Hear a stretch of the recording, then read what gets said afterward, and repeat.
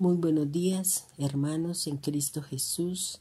Reciban un cordial saludo de Elsa Salas, líder espiritual de la Iglesia Jesucristo, el verdadero camino, trayendo un mensaje y una palabra que nos enseña y nos anima y también en algunos momentos nos hacen un llamado o nos presentan las posibles consecuencias que podemos nosotros llegar a tener cuando pasamos por alto los designios de Dios. Hoy, como todos los primeros domingos de cada mes, hacemos memoria de la obra de Cristo, hacemos memoria de la obra del Señor. Y por tal motivo vamos a dar una palabra y nos va a enseñar los grandes peligros y las terribles consecuencias que nos puede dar cuando nosotros corrompemos, violamos, somos transgresores, enseñamos cosas incorrectas para buscar siempre tener un ego inflado, un ego más allá de lo normal. Y la historia que les voy a hablar con respecto a la palabra era una inquietud que yo tenía en mi corazón hace muchos años y que preparando el tema y buscando la dirección de Dios, el Señor me traía que ya era el tiempo de traer claridad sobre esa inquietud y esa pregunta que hace muchos años le dije al Señor y que ahora viene la respuesta. No vamos a empezar sin antes entregarle este tiempo al Señor. Dios eterno, Dios maravilloso, Dios soberano. En este momento, Señor, nos disponemos a recibir la palabra, el mensaje, la instrucción y aún, Señor, palabra de advertencia que nos da la Escritura para aquellos que queremos hacer lo malo, para aquellos que creemos que violando su palabra nada sucederá. Cuando la misma palabra, Señor, me enseña cuál es el fin, cuál es el propósito que tienes tú con haber dejado en la Biblia lo bueno y lo malo de cada una de las personas que están aquí inscritas en la Biblia, dándonos una enseñanza, una palabra.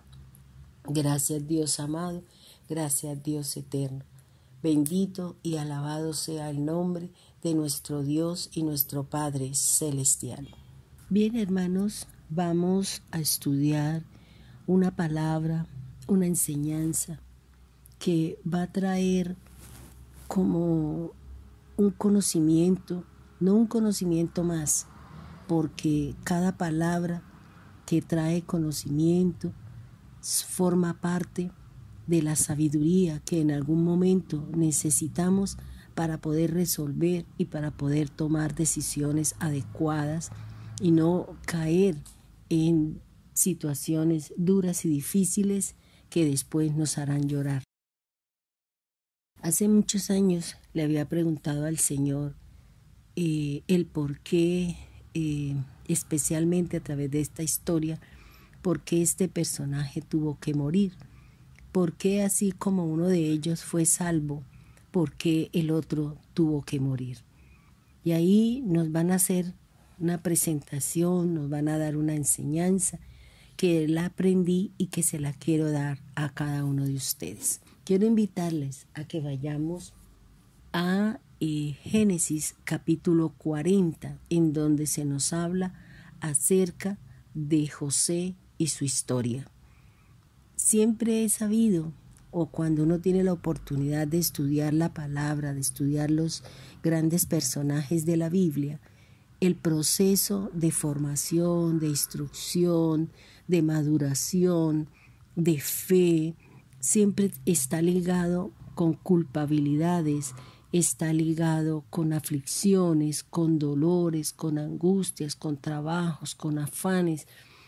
Y uno ve que el malo es el que tiene, es el que vive bien, es el que pareciera que todo le saliera bien, pero los que vivimos buscando, haciendo la voluntad de Dios, pues pasamos muchas dificultades y uno se pregunta por qué.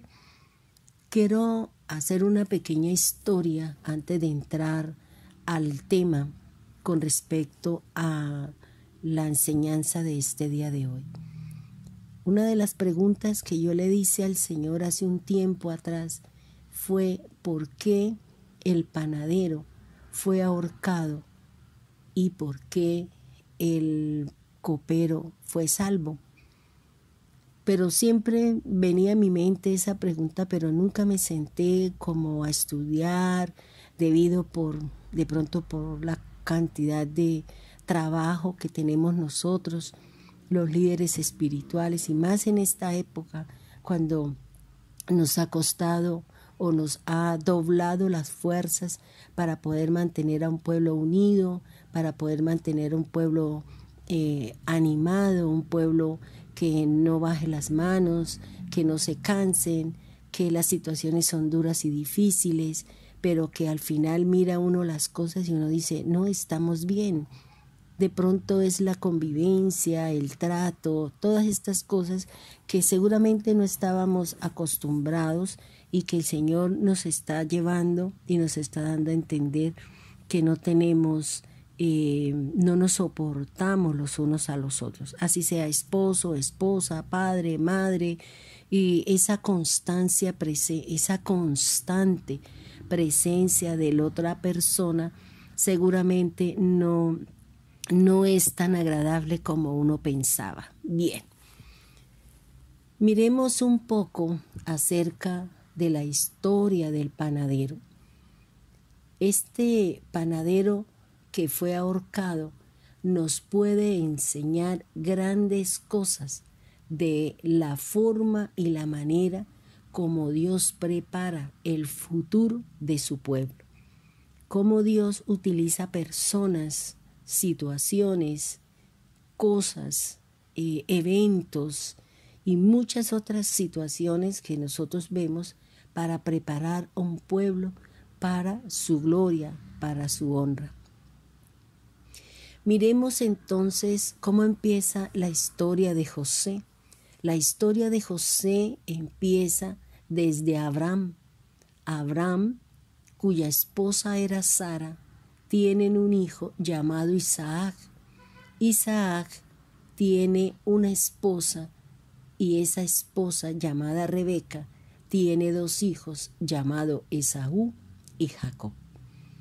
Jacob tiene 4 esposas, trabaja 7 años por Raquel, pero debido a las costumbres de su pueblo o del pueblo donde él estaba, que era su tío, no conocía los rituales o las disposiciones que había.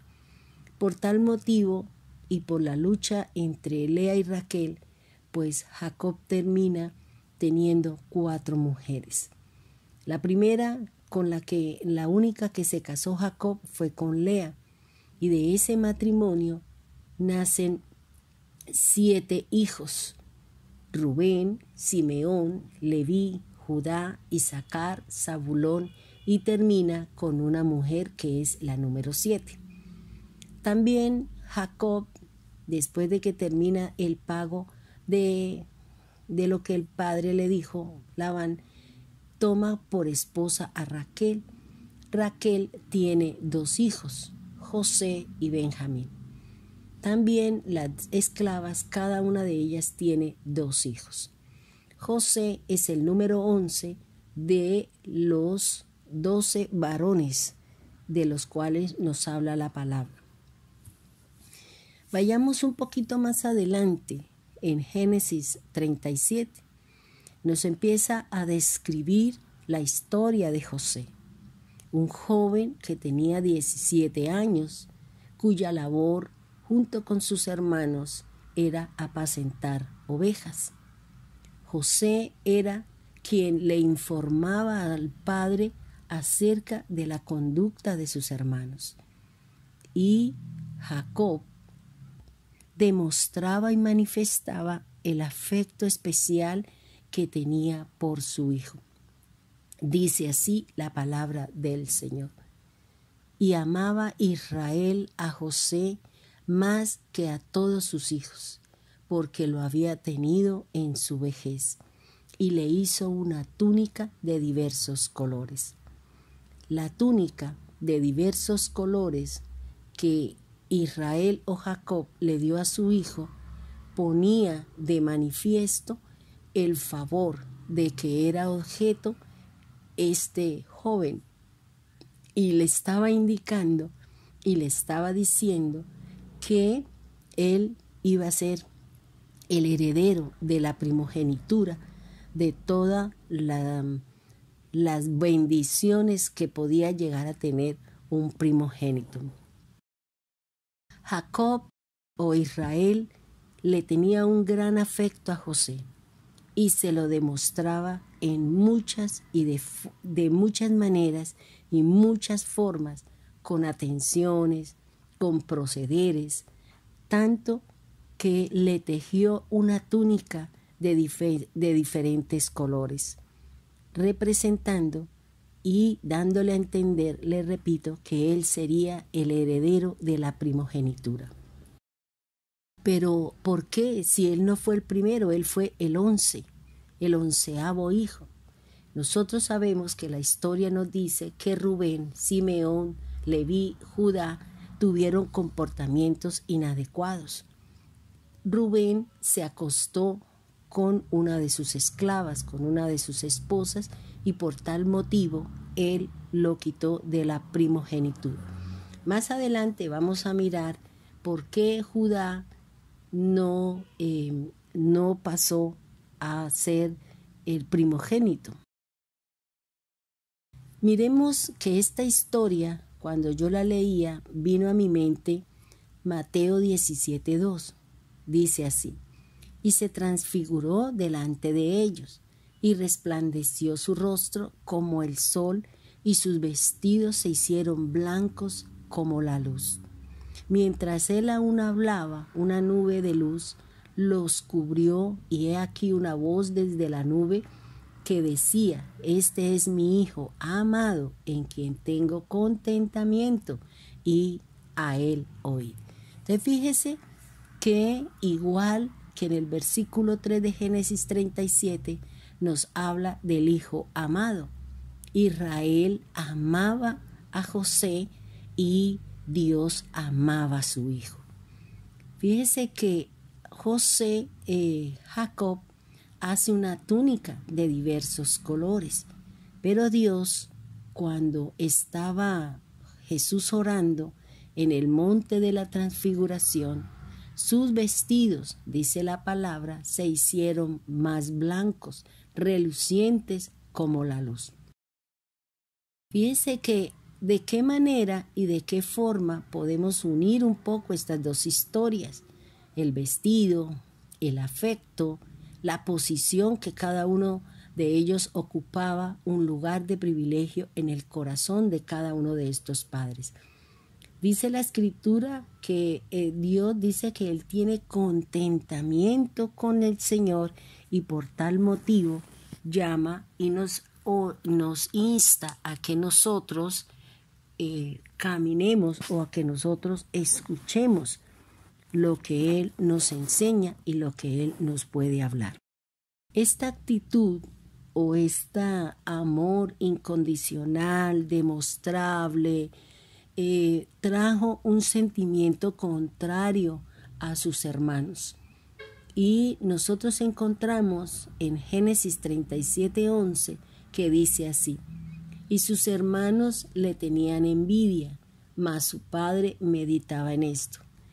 ¿Qué meditaba Jacob? En el sueño que él había tenido, que el sol, la luna y las 11 estrellas se inclinaban ante él. Pero ese sentir o ese manejo que le estaba dando Jacob en cuanto al afecto con su hijo especial, pues produjo este sentimiento contrario a lo que realmente debería ser. En Hechos 7:9, mire lo que nos habla la palabra. Dice: los patriarcas, movidos por envidia, vendieron a José para Egipto, pero Dios estaba con él. Entonces fíjese que en el libro de los Hechos, cuando se habla y se presentan estas historias, también están hablando de los patriarcas. ¿Cuáles son esos patriarcas? Pues los 11 hijos de Jacob, que fueron la cabeza de lo que hoy se forma o de lo que hoy es el pueblo de Israel. También podemos hacer una comparación con las actitudes o los comportamientos que tuvo uno de los discípulos del Señor, y cuál fue la actitud y cuál fue las acciones que tenía este hombre en su corazón. Dice Mateo 27, 18. Dice, porque sabía que por envidia le habían entregado. Aquí está hablando Pilato cuando estaba interrogando al Señor para preguntar que diera testimonio de lo que la gente hablaba. Pero el Señor, como dice la palabra, no habló, no dijo nada, y sin embargo él se dio cuenta, él discernió que era la envidia de los fariseos, saduceos y el pueblo judío, porque él tenía muchos seguidores. Dentro de los versículos 12 hasta el 27 nos relata la historia de la incomodidad de los hermanos de José al punto de llegar a venderlo, es decir, lo entregaron como esclavo. Aquí viene la otra parte de por qué Judá no fue puesto en la posición de primogénito. Cuando entre ellos, si usted mira, Jacob manda a José a que miren dónde están sus hermanos, si están bien, que lleven alimento, que traigan noticias sobre sus hijos, porque habían salido a buscar pasto y agua para el ganado. Y cuando ellos lo vieron, de una vez empezó la incomodidad, empezaron a decir que lo mataran, empezaron a hacer un montón de cosas contra su hermano. Judá propone que no lo mataran, sino que lo vendieran a los ismaelitas. Los ismaelitas son los hijos de Abraham con la esclava Agar. Pero no terminó con los ismaelitas, sino que terminó en manos de los madianitas, que son los hijos de Abraham con la tercera esposa que se llama Setura.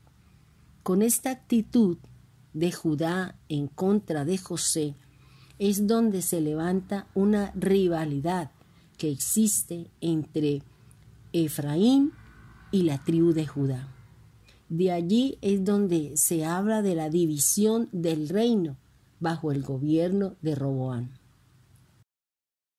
José pasa a manos de los egipcios, especialmente a la casa de Potifar, que es el oficial del faraón, el capitán de la guardia, y es vendido por sus hermanos a los madianitas.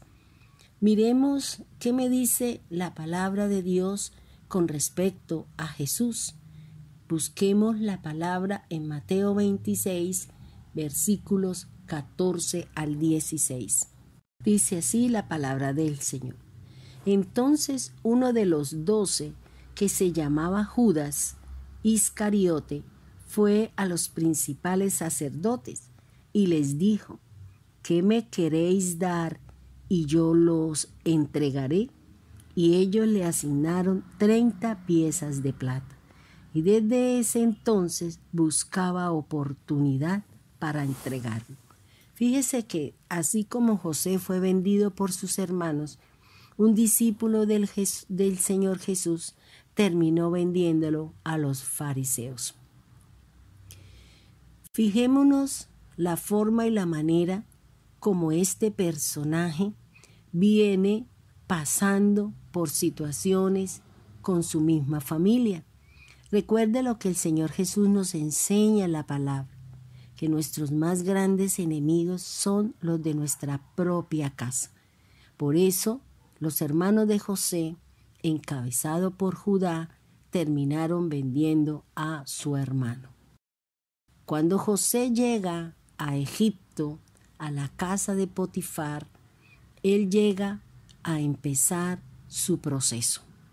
Un proceso que lo va a llevar a desarrollar su fe, a madurar en cuanto a sus decisiones, en cuanto a la manera de cómo se va a enfrentar cada circunstancia, y también va a estar viviendo situaciones en las que él no tenía ninguna culpabilidad.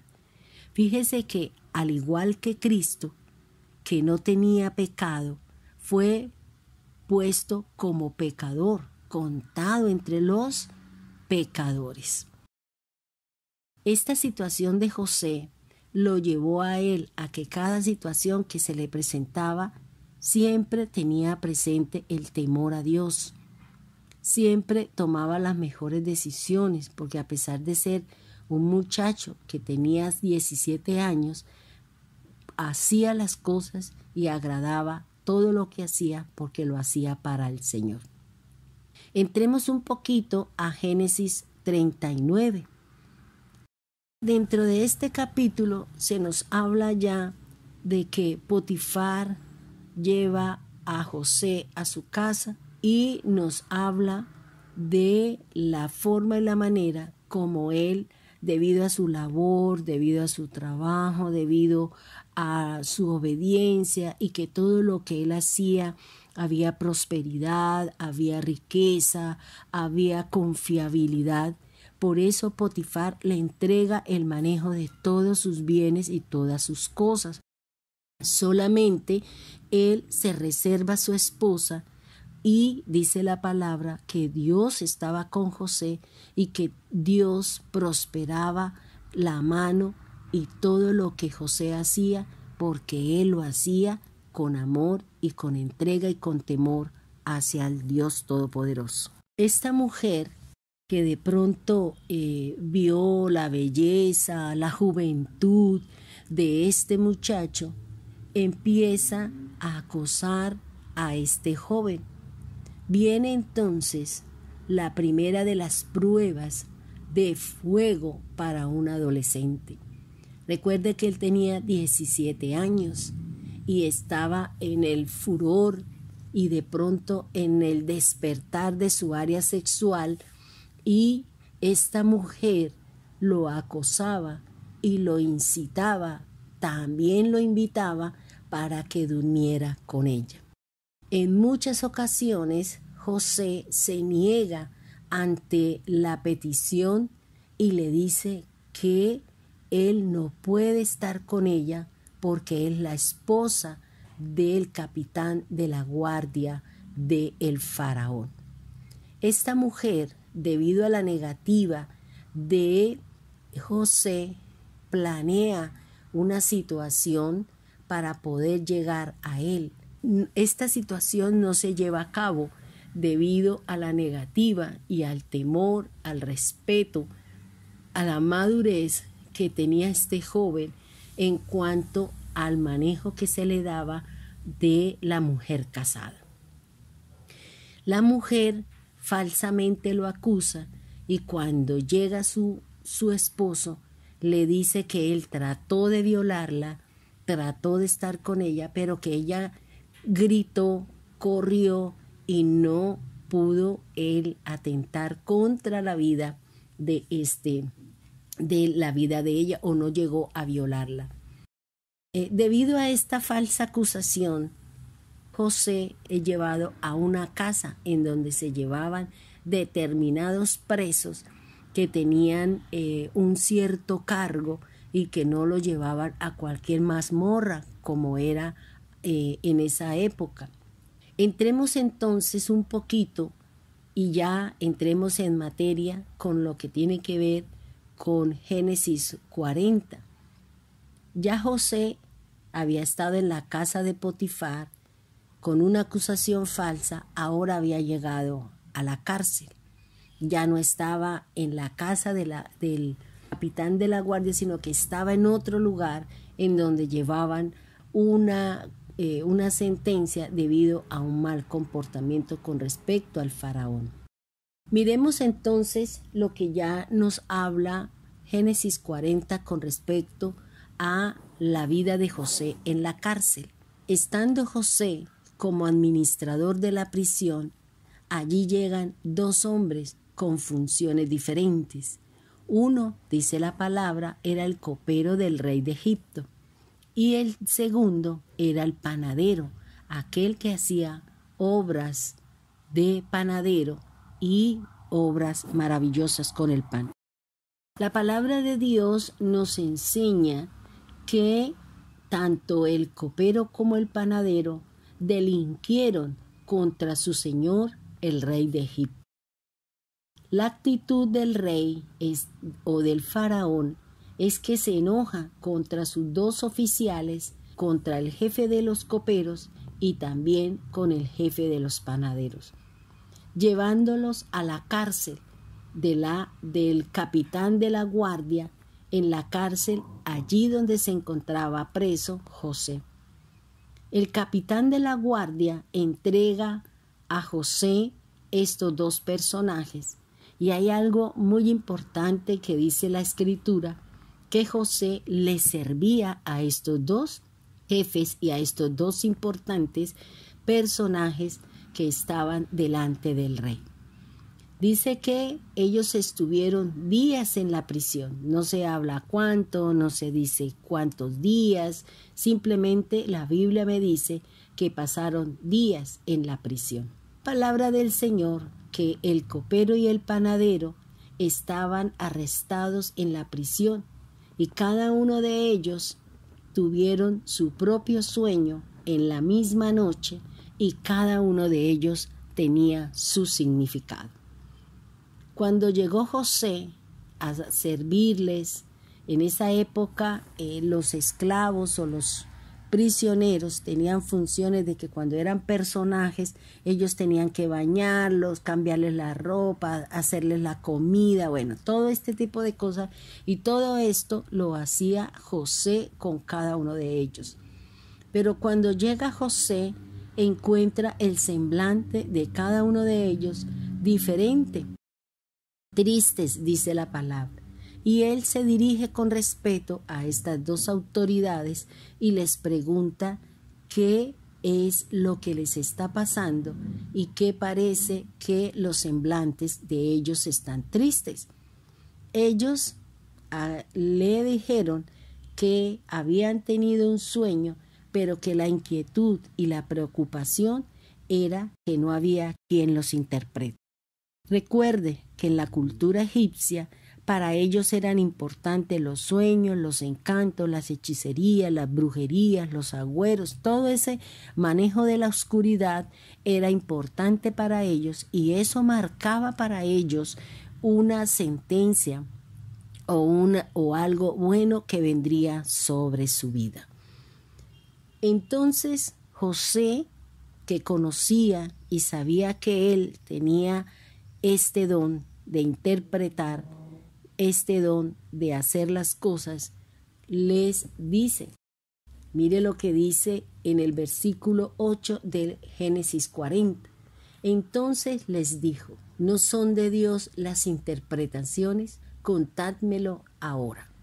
Fíjese que aquí, para que José pudiese interpretar el sueño de parte de Dios, una persona que tiene este don, que tiene este privilegio, debe tener la presencia del Espíritu Santo y debe tener 3 dones para poder dar la interpretación de este sueño o de las cosas futuras que Dios le puede mostrar a una persona.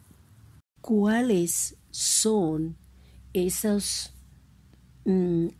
dones o esa manifestación de la presencia del Espíritu de Dios en una persona que ha sido elegida, seleccionada, apartada, respaldada de parte de Dios para que sea instruida, para que en el momento adecuado pueda cumplir el propósito que Dios tiene a través de la vida de esa persona que fue elegida por el Señor.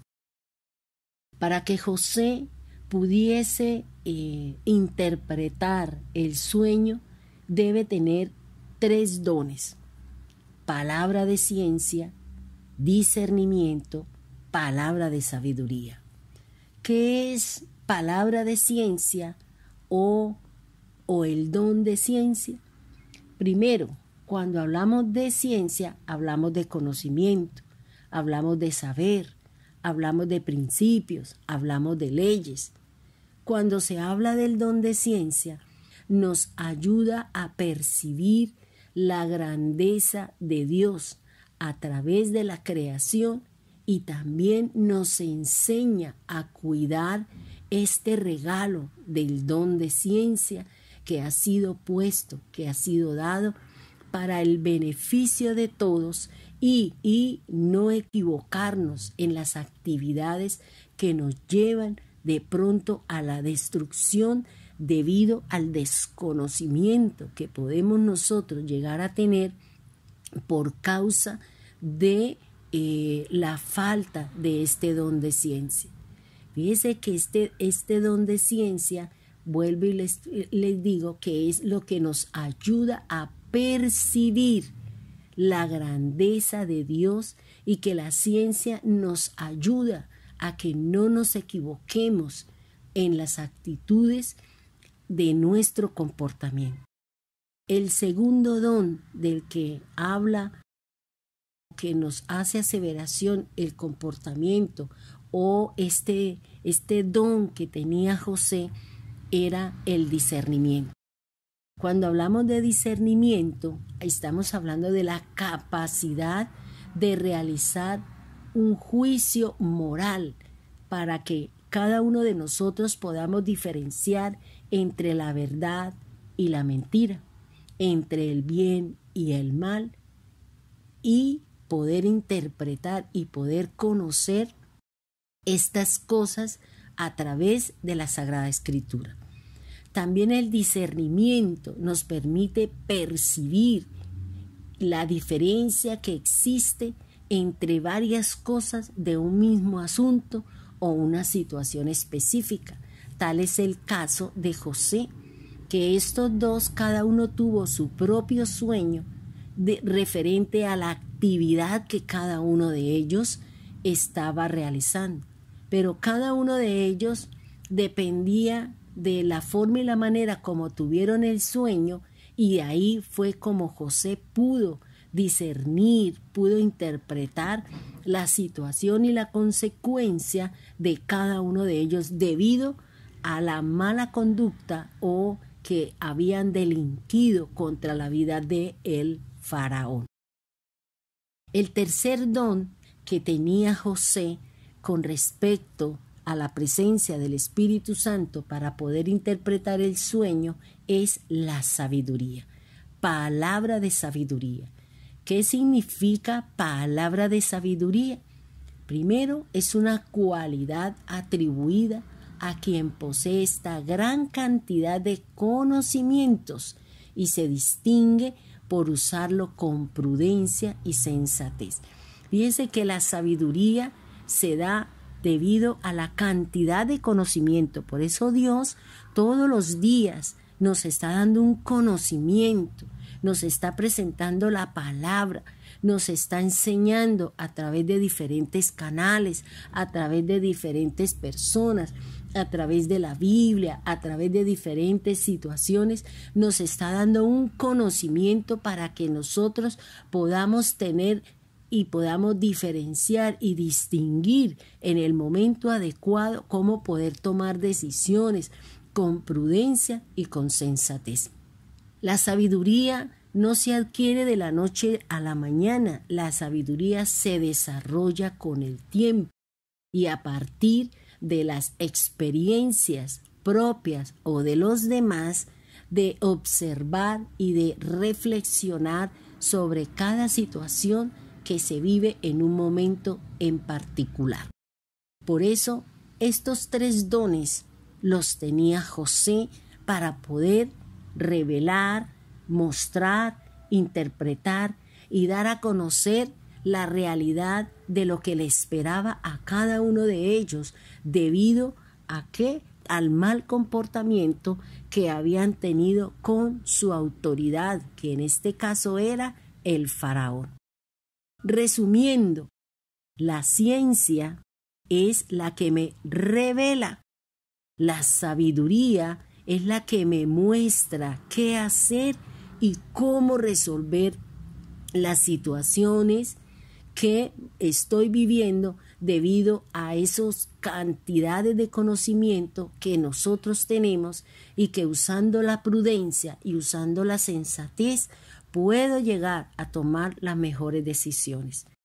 Dios, a través de la ciencia, a través de la palabra de sabiduría, nos está mostrando las realidades escondidas a nuestros ojos, cómo llegar a conocer esos errores y poder nosotros descubrir que muchos de nuestros dolores, angustias, enfermedades son producto de decisiones, de falta de sabiduría, de falta de conocimiento con respecto a situaciones. Pero esta ciencia, esta sabiduría que nos está dando el Señor a través de la palabra, cada noche, cada día, cada momento que tenemos la oportunidad de abrir la palabra, de oír un mensaje, de oír una oración, nos está evitando dolores y que a través de ella nosotros vamos a ser curados por medio de los dones tanto de la ciencia como de la sabiduría. En estos momentos donde se está debatiendo, se está buscando la cura para el COVID-19, se está buscando, se está analizando, la ciencia está buscando cómo y de qué manera, cómo se presenta, cómo se ataca. Pero a veces uno dice algo que es tan mortal, algo que es tan fuerte, ¿cómo se detiene? Pues la gente dice que con un tapabocas, bañándose las manos, quitándose los zapatos cuando usted entre, pero más que todos esos cuidados que la gente tiene miedo y que la gente maneja un estrés y tiene un temor, deberíamos nosotros estar confiados de la palabra que Dios nos da a nosotros con respecto a que nada nos puede tocar siempre y cuando nosotros estemos bajo esa sombra, bajo las alas del Omnipotente. Nosotros vamos a estar cuidados y vamos a ser curados por medio de la ciencia, de la sabiduría y de ese discernimiento para poder llegar a definir y a determinar qué es y de qué manera puedo llevar mi vida con respecto al Señor. Sigamos entonces con nuestra historia. Vayamos a Génesis 40, versículo 9. Dice así: Entonces el jefe de los coperos contó su sueño a José y le dijo: Yo soñaba que veía una vid delante de mí, y en la vid 3 sarmientos, y ella como que brotaba y arrojaba su flor, viniendo a madurar sus racimos de uvas. Y que la copa de Faraón estaba en mi mano, y tomaba yo las uvas y las exprimía en la copa de Faraón, y daba yo la copa en mano de Faraón. Entonces fíjese que el Señor le mostró a cada uno de ellos cuál sería su futuro. Les reveló, es decir, le dio palabra de ciencia. Les mostró cuáles eran las sentencias o las consecuencias o la recompensa cuando nosotros hacemos las cosas adecuadas, cuando nosotros sin intención a veces hacemos cosas, pero el Señor sabe cuál es la intención, con alevosía o sin alevosía, que nosotros pudimos llegar a cometer una equivocación o un error contra una autoridad que tiene en sus manos la vida de un pueblo, como lo hace hoy en día nuestro presidente. Es muy interesante el sueño de este copero. Dice que él veía una vid y nosotros sabemos que la vid representa a Israel, que la vid representa la sangre de Cristo, representa el jugo de la vid, representa la sangre del Señor que trae redención, perdón delante de nuestro Dios. Dice que él vio 3 sarmientos, que son 3 ramas especiales, y que cada una de ellas arrojaba su flor, maduraba, daba sus frutos, y que luego él tenía ese instrumento que estaba en la mano de este copero, y que nosotros sabemos que en las culturas antiguas los reyes tenían personas a su servicio para que probaran la comida, bebieran sus cosas, porque en esa época el deseo de ser autoridad, de tener poder, de ser, siempre estaba en juego la vida de estos personajes. Por eso ellos se cuidaban y tenían todas estas personas a su servicio para cuidar de su salud. Dice que él cogía las uvas, las exprimía en la copa y ese jugo de la vid se lo entregaba al faraón. José, en el versículo 12, le interpreta qué es lo que el Señor le mostró. Es decir, que aquí pone en uso los dones que había en José. Palabra de ciencia, discernimiento, palabra de sabiduría. La ciencia es la que nos revela. La sabiduría es la que me muestra qué hacer y también cómo resolver nuestros problemas. José le dice, esta es su interpretación. Los 3 sarmientos son 3 días. Al cabo de 3 días levantará Faraón tu cabeza y te restituirá a tu puesto y darás la copa a Faraón en su mano, como solías hacerlo cuando eras su copero. Entonces fíjese, ¿quién no quiere escuchar sueños agradables? Así como Dios le dio un sueño agradable que él iba a volver a ser puesto que iba a volver a estar en su sitio y en su lugar, pues le dio contentamiento, le dio alegría y gozo.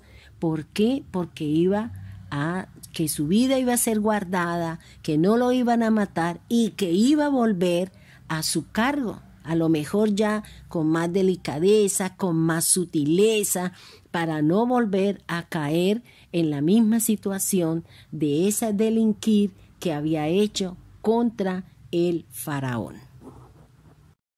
Cuando la palabra de Dios habla de que levantará Faraón tu cabeza, quiere decir que lo volverá a poner en su puesto, que lo volverá a poner en su cargo de jefe de copero de Egipto.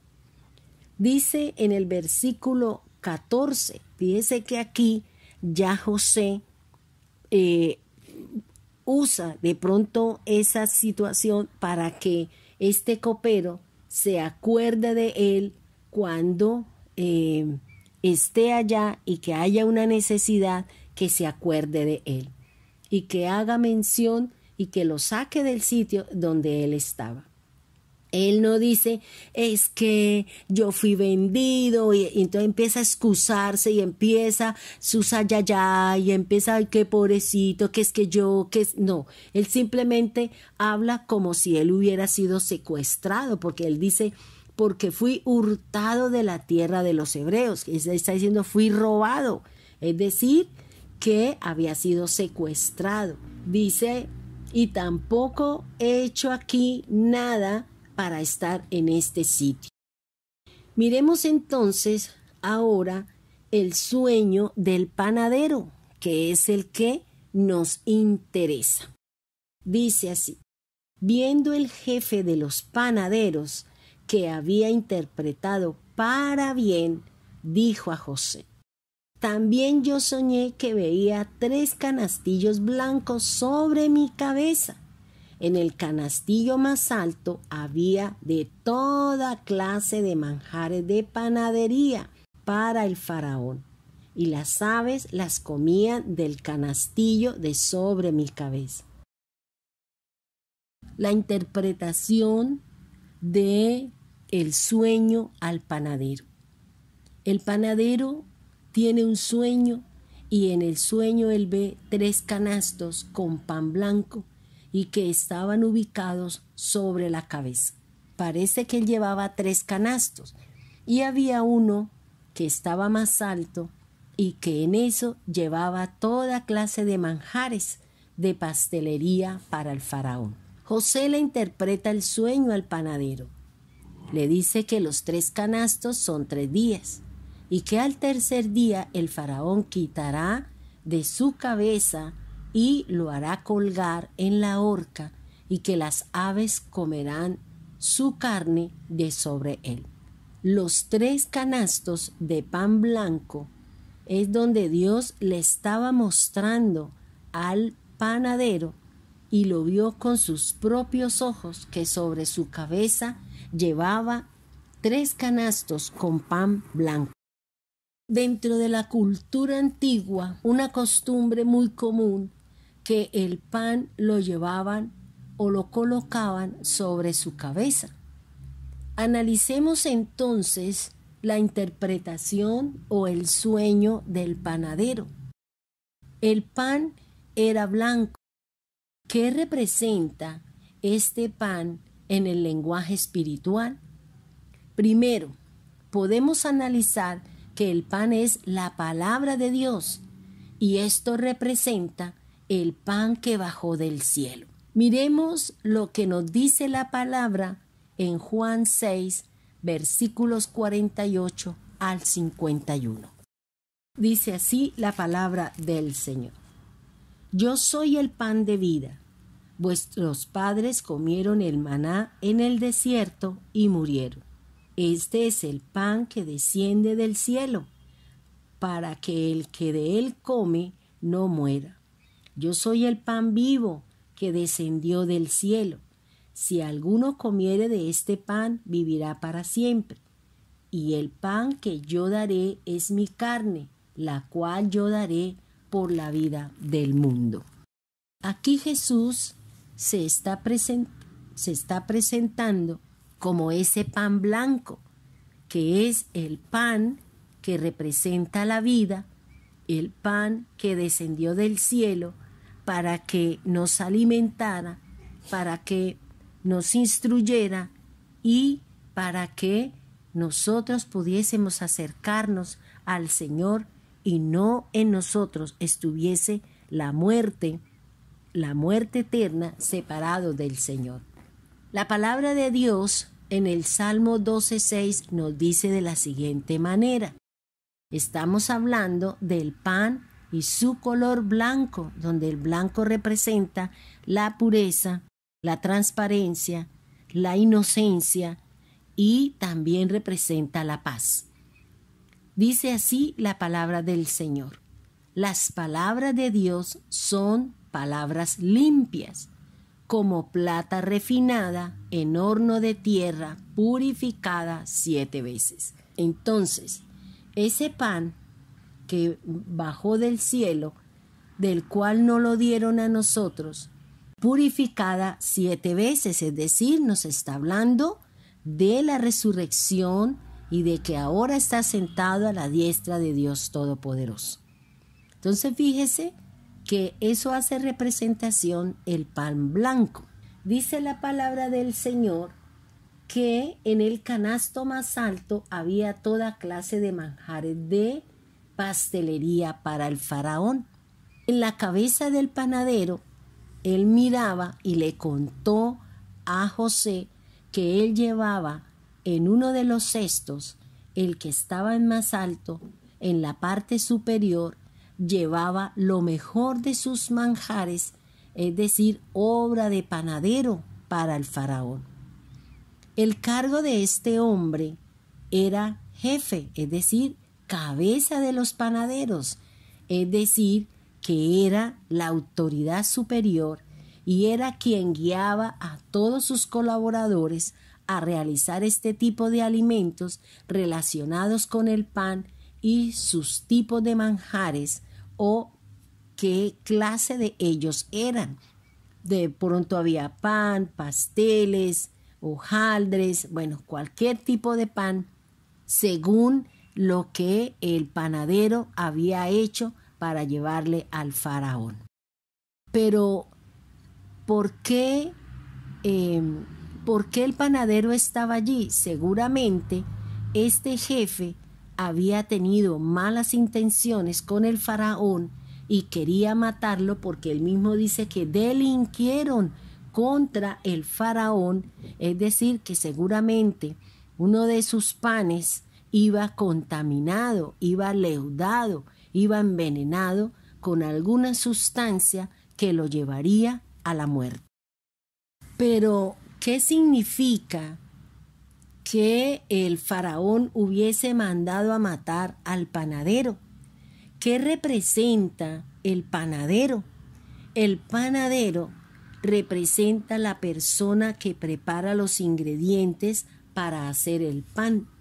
Simbólicamente, este relato del sueño del panadero nos instruye acerca de todos aquellos que hemos sido elegidos, seleccionados, apartados, instruidos con el propósito de Dios para llevar su palabra a todo viento, a todo sitio y a toda nación. Es decir, que la palabra de Dios nos refiere que nosotros necesitamos ser alimentados en cuanto a la fe, la gracia, la redención, la justificación y la glorificación de cada uno de nosotros cuando comemos su pan y cuando comemos su carne y cuando bebemos su copa de lo que habla el Señor. Miraba algo muy particular. Si Jesús simbólicamente, análogamente o figurativamente, podemos tomar esta parte donde dice que Él es el pan vivo, que Él es el pan que bajó del cielo. Para que Él sea el pan, debe haber un panadero. Y el panadero era Dios, era su Padre, que puso en Él los mejores ingredientes, porque el panadero es el que elige los ingredientes y qué le va a poner a ese pan para darle un sabor, para darle un color, para darle una presentación. Dios pone a su Hijo y le pone de su gracia, de su fe, lo llena de su amor para que sea ese pan que nos nutre, que nos alimenta, que nos fortalece, que nos da confianza, que nos da fe y sobre todo que está en nosotros en los momentos determinados. Cuando sentimos débiles, cuando nos sentimos tristes, cuando nos sentimos agobiados, entonces podemos ir a la canasta de pan, tomar del pan, comer, que eso representa la Biblia. La Biblia podemos encontrar todo tipo de palabra, de ánimo, de fortaleza, de instrucción, de manejo de emociones, de la forma y la manera de cómo me puedo acercar a Dios. Eso es lo que representa la canasta de pan blanco, que es la palabra de Dios. Pero aquí estamos hablando de un panadero que debido a su soberbia, a su orgullo, fue condenado a la muerte. En el Salmo 138:6, mire lo que dice la palabra de Dios para aquella persona que es altiva, soberbia, orgullosa, jactanciosa, que tiene ego y todo este tipo de cosas. El Salmo 138:6 dice: porque Dios es excelso y atiende al humilde, mas al altivo mira de lejos. Proverbios 28:25 dice: el altivo de ánimo suscita contiendas, mas el que confía en Dios prosperará. Ahora, ¿por qué nosotros podemos mirar y podemos decir que el panadero era orgulloso y que esa soberbia, esa jactancia fue lo que lo llevó a la muerte? Dice así, mirando el sueño, ¿no? La posición del canasto en la posición más alta. Eso hace referencia a la jactancia, el orgullo, el ego y la soberbia. Yo me imagino que cuando él le contaba a José, y es que yo llevaba el canasto en mi cabeza y llevaba 3 canastos, pero había uno más alto y allí estaba todo tipo de manjar. Había esto, había aquello, o sea, la forma y la manera como él pudo presentar el sueño fue lo que llevó a que los dones del Espíritu de Dios que había en José, palabra de ciencia, discernimiento y sabiduría, le pudo llegar a interpretar el sueño y hacia dónde lo llevaba su orgullo, su jactancia, su ego y su soberbia. Dice que él habla de la posición del canasto. Él hace referencia a los diferentes tipos de manjares horneados, dice la palabra, y eso hace referencia a obra de manos. También nos habla de las aves que comían de sus manjares. El pan era blanco, es decir, que estaba presentando un trabajo, pero que iba, ¿qué? Leudado, porque estaba presentando su trabajo con orgullo, con ego, con soberbia, con jactancia, con prepotencia. Y también hablaba de la posición en la que él llevaba sus manjares. ¿Qué representa estos tipos de manjares? ¿A qué hace referencia cuando la Biblia me está diciendo que había toda clase de manjares de pastelería para el faraón? Pues estos tipos de manjares donde el orgulloso panadero, el jactancioso, su ego, representa las falsas doctrinas. Si el pan es la palabra, pero aquí quien la está llevando, quien la está presentando, tiene estas acciones, tiene esas actitudes, pues el pan va leudado, el pan va contaminado. Y es decir, que esto representa las falsas doctrinas. Mire lo que dice el Señor en Mateo 16:6, hablándole a sus discípulos con respecto a las doctrinas, tanto de los fariseos como de los saduceos. Mire lo que dice la palabra. Y Jesús dijo: mirad, guardaos de la levadura de los fariseos y de los saduceos. ¿Quiénes eran los fariseos? Dice la palabra que eran hipócritas. El Señor los llamaba sepulcros blanqueados porque por fuera tenían un comportamiento y por dentro realmente sabían quién era cada uno.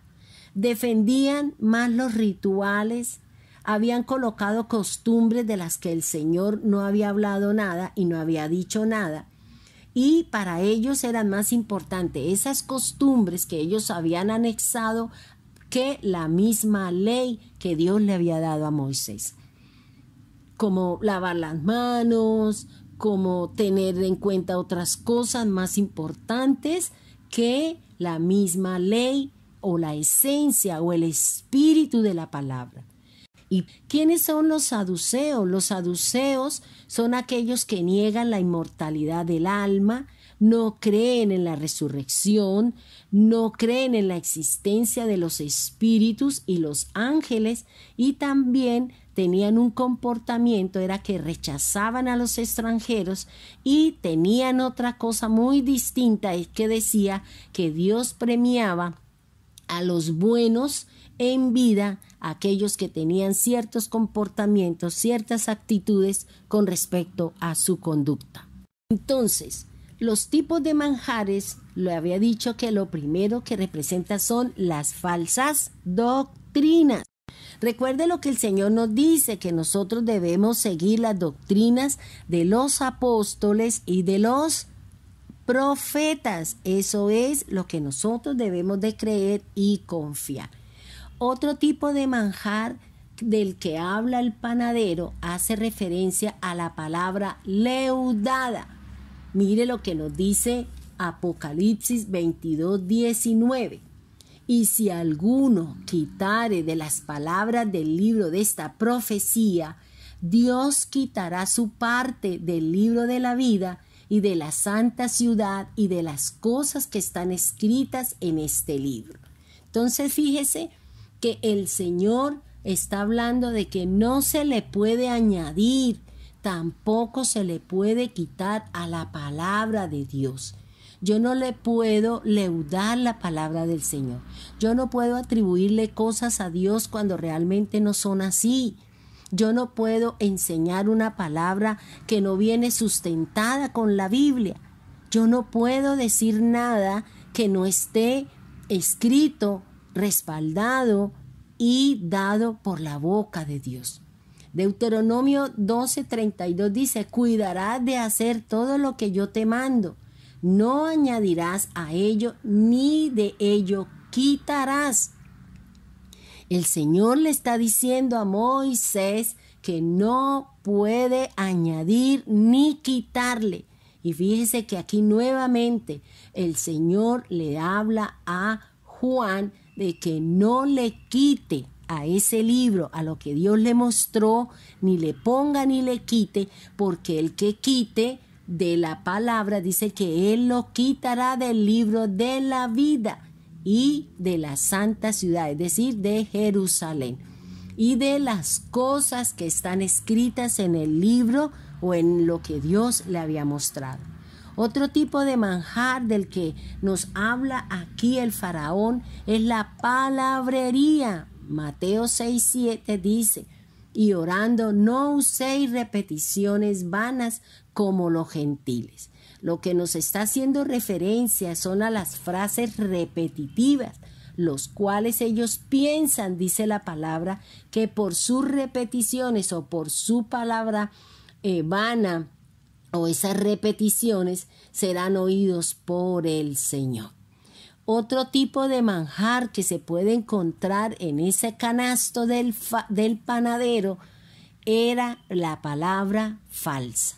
Mire lo que dice 2 de Corintios 2:17, porque no somos como muchos mercaderes de Dios, sino con sinceridad, como de Dios, delante de Dios hablamos de Cristo. O sea, aquí está hablando Pablo de que los corintios habían tomado la palabra, las enseñanzas, y que estaban cobrando por predicar la palabra.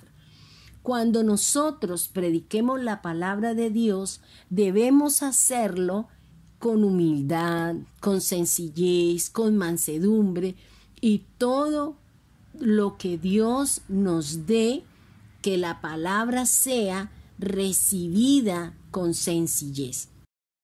Sea los dones como los que tenía José, que era palabra de ciencia, discernimiento y sabiduría, que esos dones, esos ministerios que Dios nos ha puesto, debemos de recibirlos y debemos de ponerlos al servicio de los demás, pero con humildad, con sencillez y mansedumbre.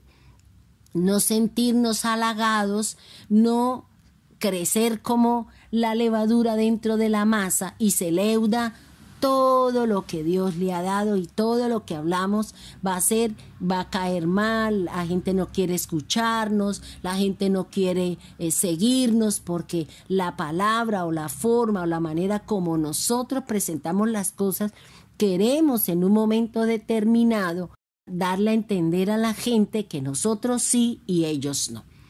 Algunos, cuando predican la palabra de Dios, esto es cuando cambian la intención, el espíritu de la palabra, entonces esto es corromper, esto es quitar, esto es leudar.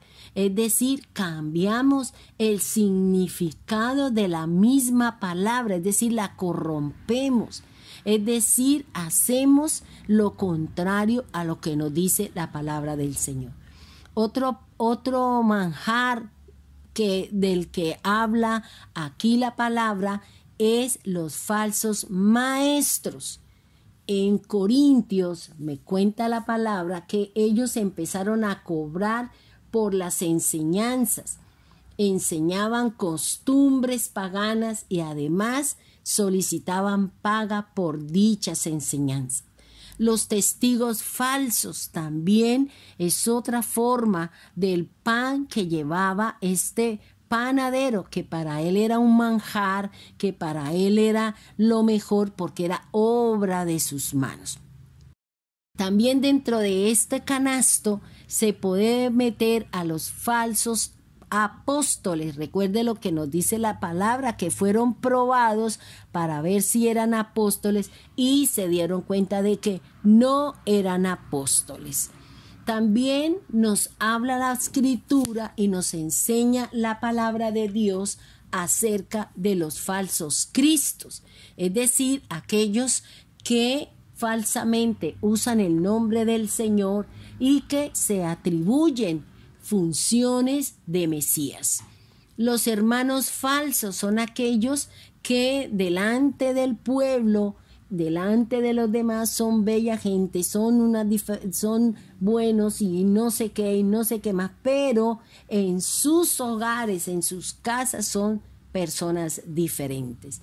También dentro de este canasto de los manjares del pastelero o del panadero están los profetas falsos, los que testifican falsamente y aquellos que dan una ciencia falsa. Eso es lo que hace el significado de los tipos de manjares del faraón o de que llevaba el panadero para el faraón.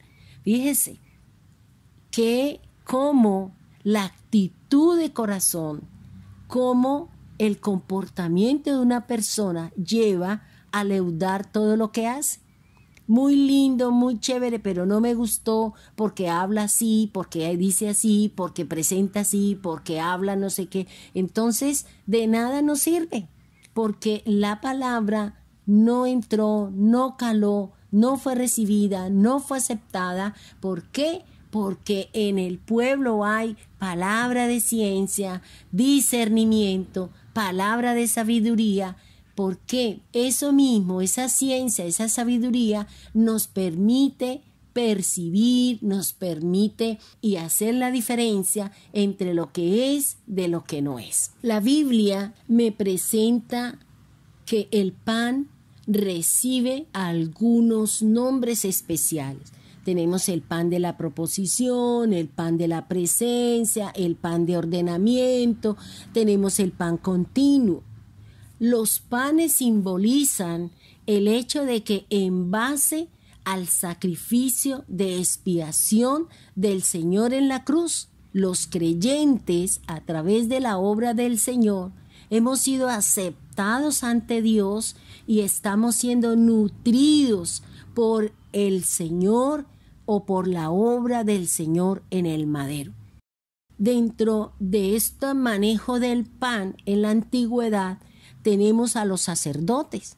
Estos sacerdotes, como representantes de la nación, participaban del pan de la proposición. Fíjese que para que comieran ellos de este pan, recuerde la historia que le pregunta el profeta a David, que el único pan que tenía era el pan de la proposición, pero había unas condiciones que no hubieran tenido relaciones en 3 días para poder comer de ese pan que había estado delante de Dios. Y él dice, no, las vasijas están limpias, cuando salimos y hasta ahora no hemos hecho nada.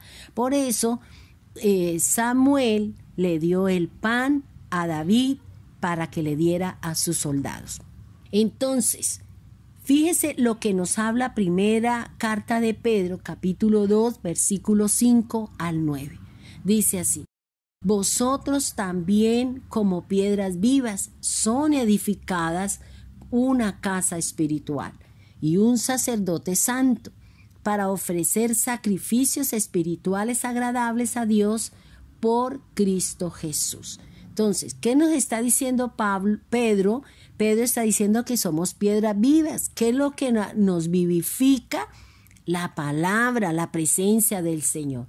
Estamos siendo edificados como una casa espiritual, es decir, donde mora el Espíritu Santo, para que esa presencia del Espíritu de Dios en nosotros nos haga sacerdotes. Pero cuando hablamos de la palabra sacerdote, estamos hablando de aquella persona que puede ofrecer sacrificios espirituales, es decir, presentar su cuerpo vivo, santo y agradable al Señor, porque ese es el culto, porque la persona está para ofrecer ese sacrificio y para seguir siendo la casa del Señor. Miremos entonces en el versículo 17 de Génesis 40, la última parte del versículo. Dice: y las aves las comían del canastillo de sobre mi cabeza. Dentro de este sueño también encontramos las aves. ¿Qué estaban haciendo estas aves? Estaban comiendo del pan. ¿Cuál pan? El manjar, el que estaba más alto, el que estaba expuesto, el que estaba en esa posición. Las aves estaban comiendo de ese pan que se encontraba en la cabeza del panadero. Pero ¿qué representa o qué nos enseña espiritualmente? Nos está hablando que estas aves hacen referencia a las obras de las manos de los pecadores. ¿Cuándo se va a juzgar las obras de las manos de los pecadores? En el juicio final. Miremos lo que nos dice Apocalipsis 19, 21. Mire lo que nos dice el Señor en el juicio y qué representa las aves y qué quiere decir esta simbología. Apocalipsis 19, 21. Dice: y los otros fueron muertos con la espada que salía de la boca del que estaba sentado sobre el caballo, y todas las aves se saciaron de las carnes de ellos. Las aves representan dos cosas. Uno, aquellos que se oponen a la obra de Cristo, y también representan espíritus demoníacos. Vamos a mirar lo que nos enseña Apocalipsis capítulo 18, versículo 2. Dice así la palabra del Señor: y clamó con voz potente diciendo: ha caído la gran Babilonia, y se ha hecho habitación de demonios y guarida de todo espíritu inmundo y albergue de toda ave inmunda y aborrecible. Entonces, lo que la palabra del Señor nos está diciendo es, y nos habla, que las aves son espíritus inmundos y que además representan albergue de toda ave inmunda, es decir, aquellas aves que el Señor llama en su palabra impuras, las que no se pueden comer porque son animales que vienen a hacer una limpieza en la tierra sobre las carnes podridas y descompuestas. Las aves, este término está relacionado con algo muy importante. ¿Y qué es? Cuando se habla la Biblia de las aves, está haciendo referencia con el oír y con el percibir. Mire lo que el Señor me enseñaba cuando busqué esta simbología.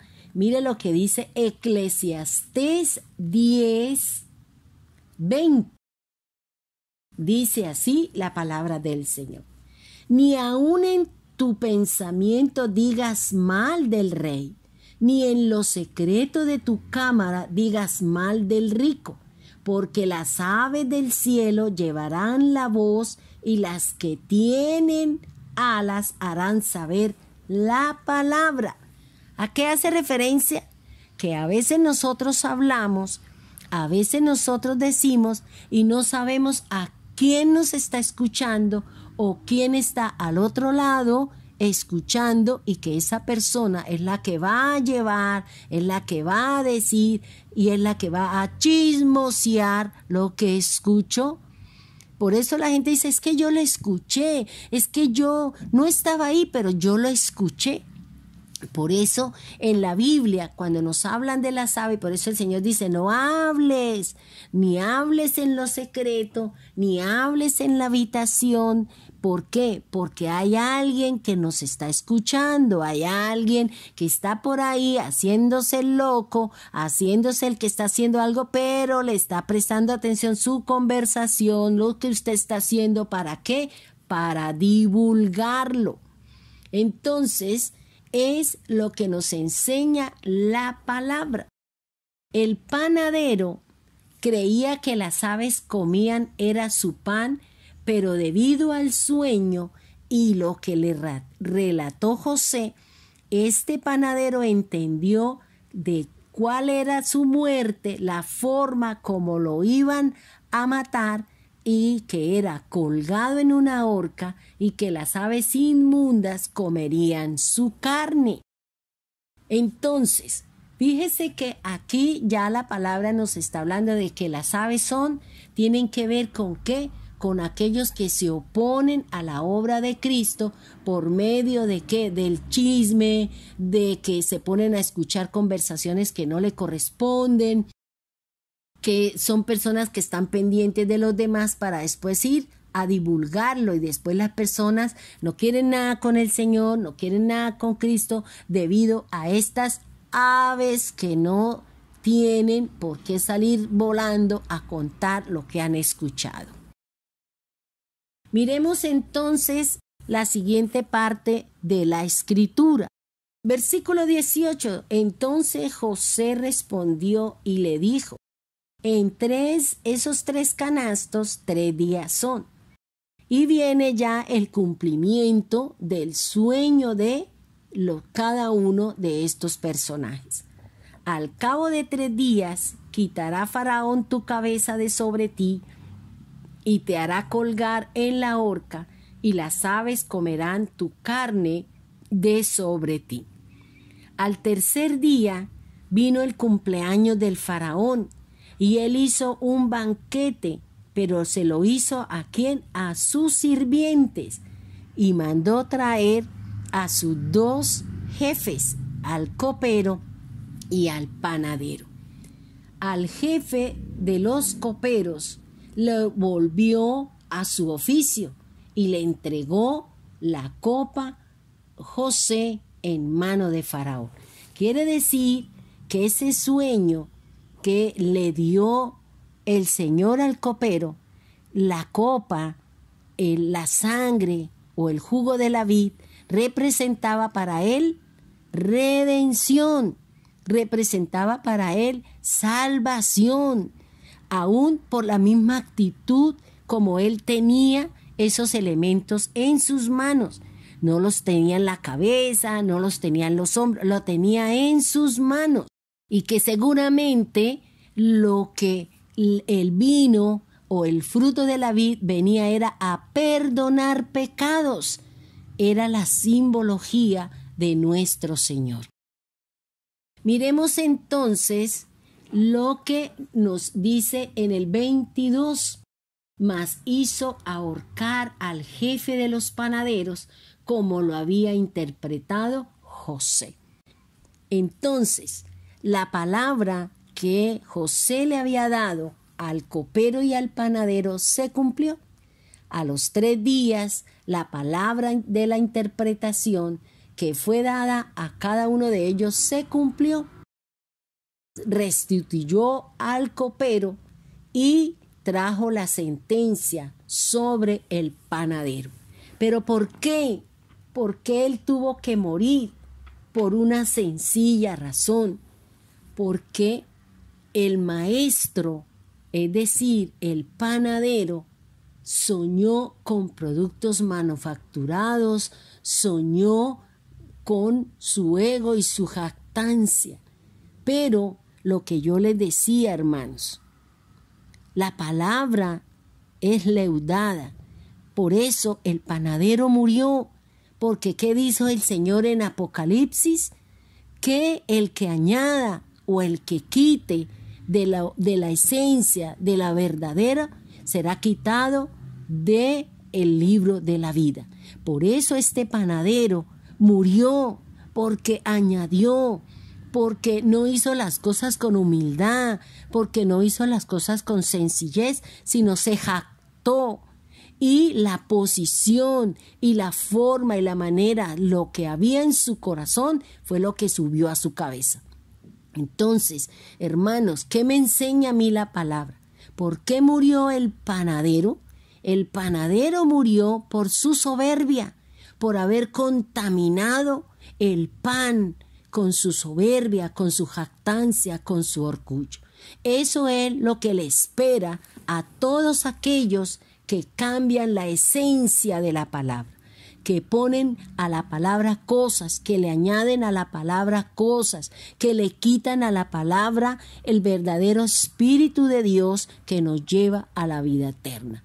Por eso, hermano, así como a este panadero que terminó ahorcado, que terminó fuera del plan de salvación, terminó en esta situación. Dios no quiere, por eso cuando enseñemos la palabra, no le ponga orgullo, no le ponga jactancia, no le ponga tantos arandelas a la palabra de Dios, porque usted está leudando. Estamos poniendo la palabra en condiciones no aptas, no sencillas, para aquel que nos escucha, para aquel que está ávido, para aquel que quiere ser alimentado, para aquel que quiere ser sostenido mediante la palabra de Dios. Por eso yo les quiero invitar que ahora, después de haber escuchado la enseñanza, tome ese pan de esa persona que lo hizo, ese vino, y así como el copero fue restituido a su cargo, Dios nos ha restituido a nuestra naturaleza espiritual mediante la obra de Jesús. Pero tenga cuidado con la palabra, tenga cuidado con lo que sale de su boca. No salga con palabra con rencor, con amargura, con resentimiento, con odio o con el ingrediente que usted le quiera poner al pan blanco. La palabra de Dios es el pan blanco, pero usted y yo somos los que le colocamos los ingredientes: soberbia, jactancia, amargura, resentimiento, odio o cualquier otra cosa. Por eso, que ese pan que en este momento usted va a ingerir sea pan blanco, con humildad, con sencillez, y que sea con la palabra de Dios, para que ese pan nos ayude a tener comportamientos, formas y maneras de hablar y de hacernos entender con respecto a la palabra. Entonces era lo que Dios me enseñaba, lo que Dios respondía a mi pregunta de por qué el panadero murió y de la forma como murió. Fue ahorcado, es decir, separada la cabeza del cuerpo. Entonces el Señor, ¿qué va a hacer? Nos va a sacar de su cuerpo, ya no va a ser nuestra cabeza que nos guía, que nos dirige, sino que ahora vamos a estar en otras condiciones. Por eso yo le invito, mi hermano, para que usted tenga cuidado con lo que habla, con lo que dice y con lo que enseña, y los ingredientes que usted le pone a la palabra, que no sea con este tipo de sentimientos, porque seguramente su respuesta o su resultado, la recompensa del Señor, no va a ser lo que usted está esperando. Así como el panadero esperó y seguramente esperaba que así como el copero le dieron una buena nueva, él también esperaba lo mismo. Y no fue así, porque Dios conoce la intención del corazón de cada uno de nosotros. Hermanos, Dios les bendiga, Dios les guarde, y recuerde, la palabra de Dios es limpia y ella es la que nos purifica, nos santifica y nos pondrá en la dirección correcta con respecto al pan que descendió del cielo. Buen día, Dios le bendiga.